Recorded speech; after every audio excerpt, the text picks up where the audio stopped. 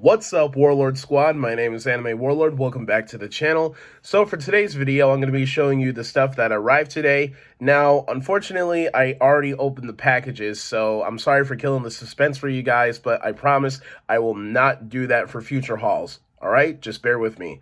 So without any further ado, let's begin. Okay, so for starters, we have an 8-bit Funko Pop of Ryu from Street Fighter, and kudos to either my seller or my shipper for putting this pop in a pop protector.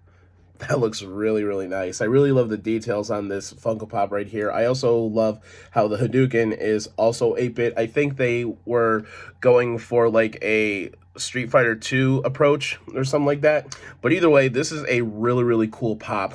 I love it. Also, for those who don't know, I am very fond of fighting games, so I am very happy that I found this Funko Pop. And I plan on to collect the other Street Fighter Pops as well as Mortal Kombat. And, ooh, I hope they make a King of Fighters wave. That would be really cool because I love the KOF franchise. All right, next up, we have another Godzilla ornament. This time, it is celebrating Godzilla's 60th anniversary. So, on this side of the ornament, it says Godzilla, King of the Monsters. And what does it say on the other side? All right, that's pretty cool. It says Godzilla's name in kanji, Gojira, 60 years. Very, very nice. And how do you activate the lights and sounds? Nope, you don't press on a spike, nor do you press the base here. Where is... Ah, there it is.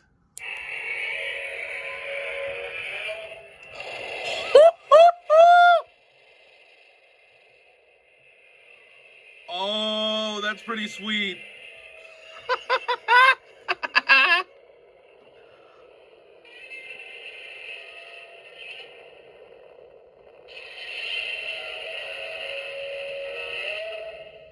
Oh, that's great. Also, one thing that I noticed is that there were some other Godzilla roars in there. Like, I heard the OG Godzilla roar from 54. I heard the Heisei roar, and I also heard the, what's the other era? Ah, right, Showa. And I didn't hear the Millennium, though, which is kind of a shame. But, oh well, this ornament is still cool regardless. One more time, before we move on to the next item.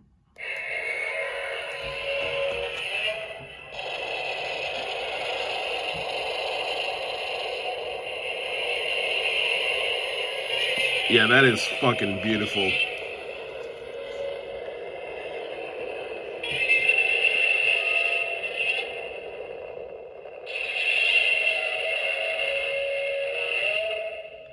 Nice. All right, next up, I have a My Hero Academia acrylic character stand, and I've gotten 3 of these before. Let me go get them. All right, so here are my first 3 My Hero Academia acrylic character stands.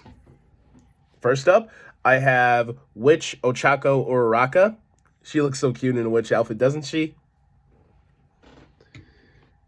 I have Ghost Deku. And finally, I have Katsuki Bakugo. Yeah, I got these 3 figure stands at Kano Delete 2019, and I hope to get some more when I go to Kano Delete in the future.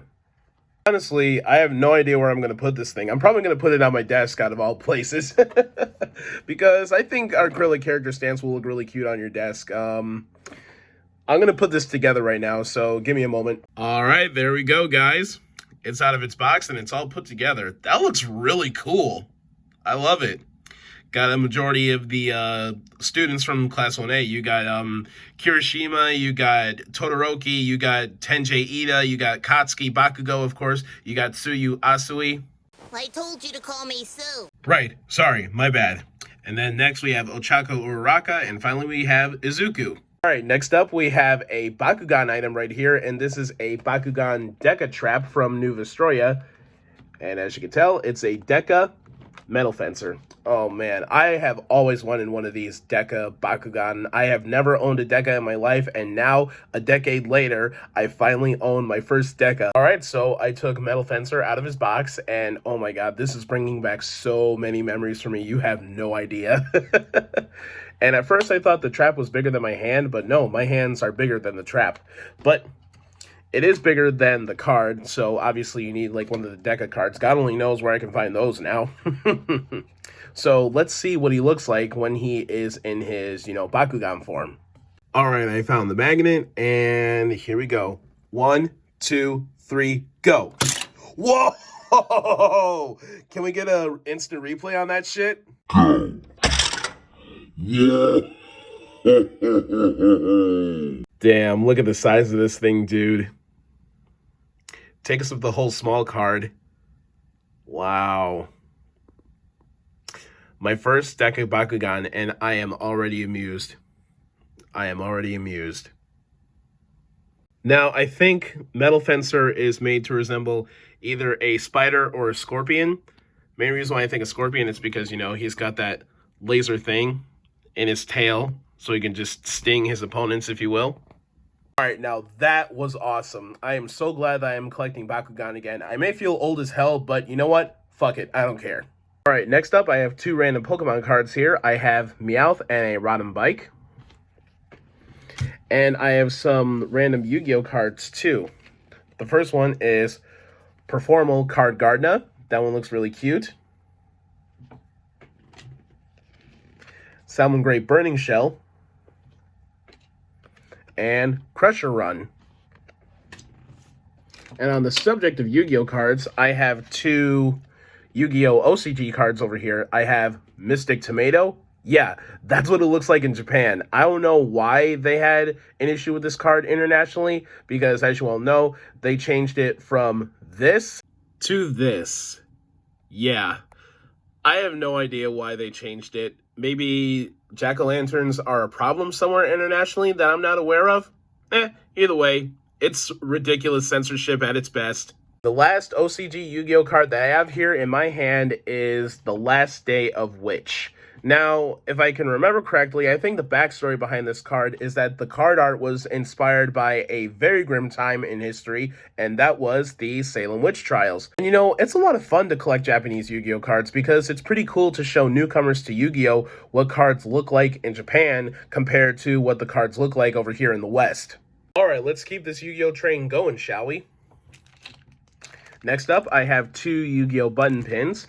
And of course, as you all may know, or may not know, I have an unhealthy obsession with button pins. You'll see why in a moment.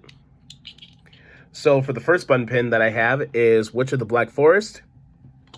And here is Sangan. And what's really cool about both of these button pins is that they are sparkly.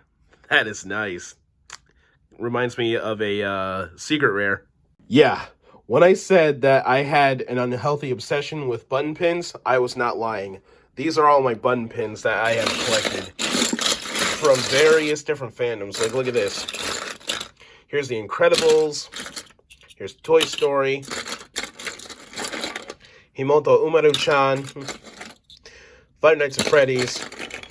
JoJo's Bizarre Adventure. And it just goes on and on and on. Oh, look at that. Here's Tokoyami from My Hero Academia. Here's one from One Piece, Akira, and so on and so forth. And for the last Yu-Gi-Oh item is this little guy, a capsule keychain of the Dark Magician. And what's really cool about this keychain is, boom, it's like a revolving door. Yeah, they sold them at Toys R Us back in the day in the late 2000s, I believe. And man, I have always wanted one of these when they were selling them, but unfortunately I never got a chance to collect them. But now I got one of them, so I'm very happy about that. And there are, I believe, 12 in total to collect, or 6. I'm not entirely too sure. But either way, they're really cool regardless. And I got this for a really good price too. I got this keychain for like about $5.